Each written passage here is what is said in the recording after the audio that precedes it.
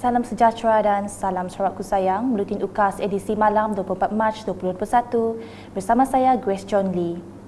Memulakan berita dengan Menteri Kebajikan Kesejahteraan Komuniti Wanita, Keluarga dan Pembangunan Kanak-kanak, Datuk Seri Fatimah Abdullah pada Selasa melawat ke Desa Bina Diri DBD Kuching bagi melihat sendiri keberkesanan aktiviti kebajikan yang dijalankan.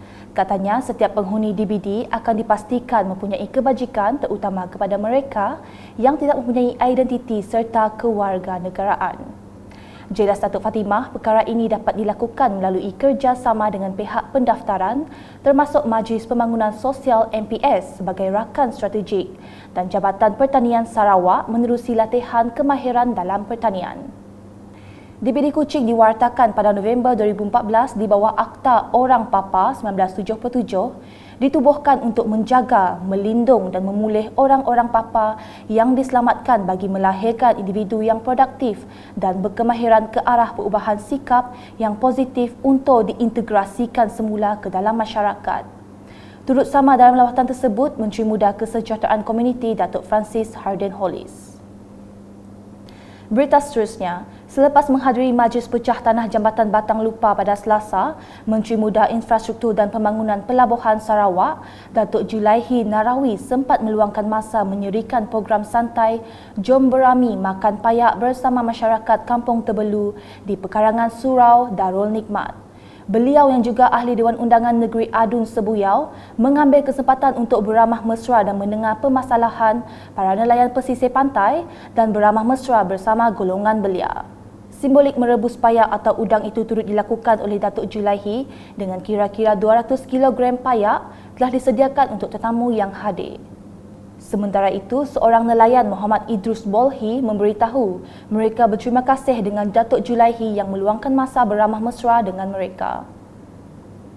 Kami Muhammad Idrus selaku nelayan Kampung Tebelu mengucapkan terima kasih kepada YB Datuk yang datang menyebabkan hasil tangkapan yang oleh kami orang nelayan selaku kami orang turun ke laut pukul 9 malam pulang pukul 12.30 hari. Kadang-kadang rezeki sebenarnya itulah, ikut rezeki lah. Agak banyak kami orang yang dijual sekitar RM8 sekilo, macam tu je lah kehidupan kami orang sebagai nelayan. Terima kasih. Dalam majlis berasingan, beliau juga mengadakan lawatan ke Dewan Masyarakat Kampung Tebelu yang dibina menerusi projek transformasi luar bandar RTP dan siap pada Ogos tahun lepas. Jelasnya, Kerajaan Sarawak telah meluluskan peruntukan sebanyak RM100,000 bagi naik taraf Dewan Masyarakat tersebut. Sementara itu, beliau turut memberitahu projek bina baru pusat penjaja yang berjumlah RM200,000 di kawasan berkenaan. Berikut pula, Kerajaan Sarawak berusaha untuk meningkatkan taraf ekonomi dan pembangunan negeri dalam mencapai negeri maju 2030. Menteri Muda Pemodenan Pertanian, Tanah Adat dan Pembangunan Wilayah Sarawak, Datuk Dr. Abdul Rahman Ismail berkata, untuk itu, hubungan rapat di antara Kerajaan Sarawak dan rakyat penting bagi membolehkan setiap projek pembangunan dan infrastruktur dapat diadakan. Kita meninjau projek di Kampung Tegarai, di sinilah di mana kita pada tempat yang kita berada ini adalah projek Dewan Fasa 2. Dalam saat akhir untuk penyiapan, tinggal bekalan elektrisiti sahajalah yang belum diadakan dan kita jangkakan dalam tempoh sebulan inilah bekalan elektrisiti akan dapat diadakan.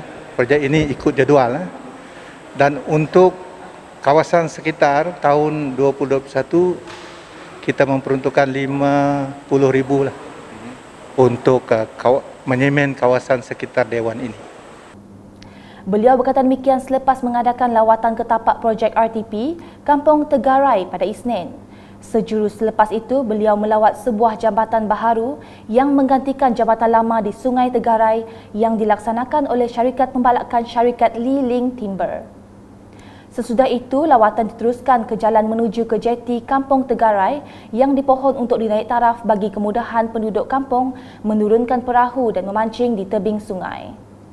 Terdahulu, Datuk Dr. Abdul Rahman yang juga Adun Bukit Kota turut meninjau projek RTP Bina Baru Dewan Fasa 1 yang telah siap di bawah projek RTP tahun 2020. Dan pada tahun ini 2021 kita akan menyiapkan untuk fasa kedua, iaitu mendinding dan juga membuat pentas di Kampung Berawan.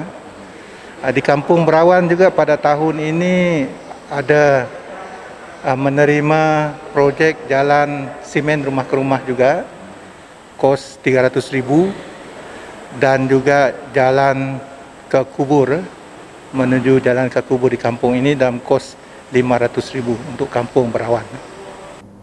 Beralih ke laporan mengenai masalah banjir yang sering membelenggu jalan utama di Rumah Janggu dan Rumah Takan, Sungai Belapong Bintango yang bakal berakhir apabila jalan tersebut selesai dinaik taraf. Projek di bawah program Jalan Perhubungan Desa JPD tahun 2021 itu menelan kos sebanyak RM413,200 dan panjang jalan yang akan dinaik taraf adalah 400 meter. Semasa menyerahkan tapak pelaksanaan projek itu pada Selasa, Adun Meradong Datuk Ding Kuang Hing menyeru penduduk Rumah Panjang untuk memberi kerjasama kepada kontraktor Jabatan Pengairan dan Saliran DID bahagian Sarike apabila kerja-kerja menaik taraf dilaksanakan. Beliau dalam pada itu berterima kasih kepada Kerajaan Sarawak melalui DID bahagian Sarike kerana telah meluluskan projek Jalan Perhubungan Desa JPD tahun 2021 di Rumah Janggu dan Rumah Takang, Sungai Belapong. Sementara itu, Datuk Ding turut melawat tapak projek transformasi luar bandar RTP untuk menaik taraf prasarana Rumah Banggi, Skim B Meradong dan Rumah Rendu, Skim B Meradong. Katanya pelaksanaan projek RTP itu akan dijalankan secara berperingkat mengikut dana yang telah diluluskan dan kontraktor akan dilantik melalui agensi pelaksana dengan jabatan undi. Tambahnya, projek RTP akan dilaksanakan secara berterusan jika Kerajaan Gabungan Parti Sarawak GPS terus mendapat sokongan rakyat. Selanjutnya, laporan mengenai vaksinasi COVID-19.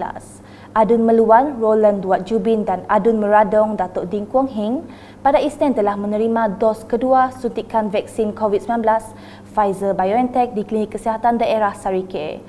Ketika ditemui, Roland Duat Jubin berkata, beliau melihat program vaksinasi fasa pertama ini sebagai salah satu persiapan pemberian vaksin kepada masyarakat umum bagi fasa berikutnya dan menegaskan agar masyarakat tidak takut untuk menerima vaksin tersebut.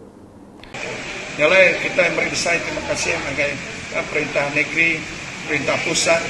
Lepas sudah berusaha ngatur program tu keluar ke belanja berbilion-bilion ringgit kena beli ubat tu kena jaga rakyat seluruh Malaysia dan juga khasnya kita di Sarawak itu. Nyalai lebih lagi kita hidup dahulu karena takut dengar jakuk sebubu nyumbai mencucuk tu mai penanggung mai penusang agar rakyat dan sebenarnya cucuk vaksin tu meri penyamai, meri pengerai, meri pengelantang agar rakyat ambil jauh dari penyakit tu. Pada masa yang sama, Datuk Ding bersetuju dengan keprihatinan kerajaan terhadap rakyat dengan mengadakan program vaksinasi ini. The federal government and together with the state government are carrying government and they have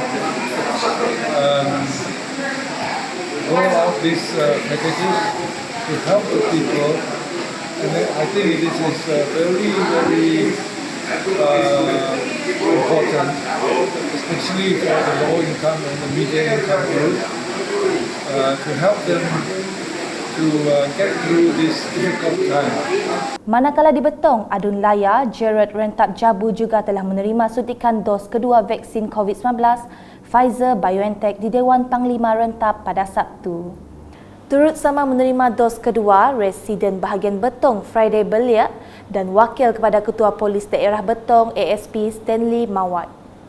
Sekian edisi malam bersama saya Grace dan kru penerbitan. Berita lebih lanjut boleh didapati di semua platform media sosial UKAS termasuk portal ukas.sarawak.gov.my dan pastikan anda subscribe UKAS channel di YouTube. Salam UKAS.